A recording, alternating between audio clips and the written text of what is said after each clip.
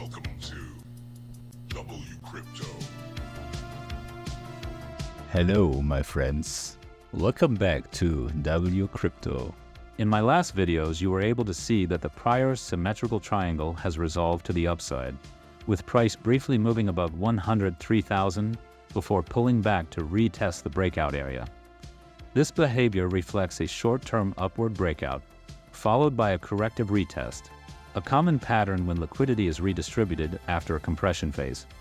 The rejection near 104.5 thousand aligns with the 200 exponential moving average in prior structural resistance, suggesting that the rally lacks sufficient strength to extend higher.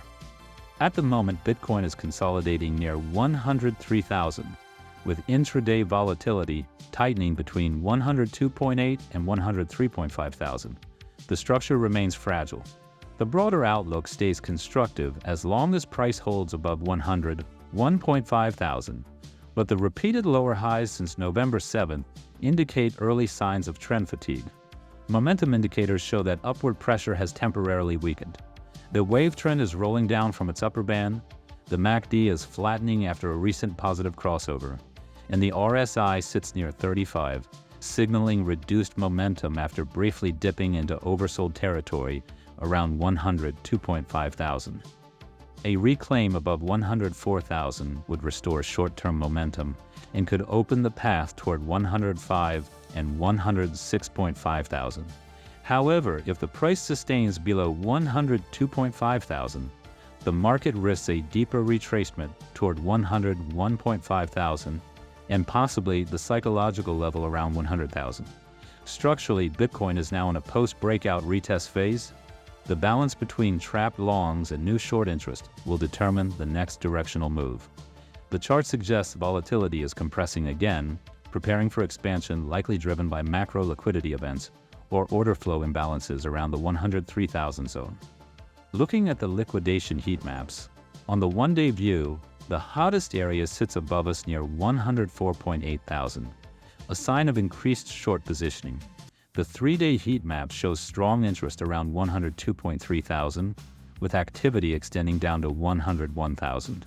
The 1-week view reveals that more participants are taking long positions than short, with warm areas around 101 and 99,000, and seeing 99,000 highlighted as noteworthy.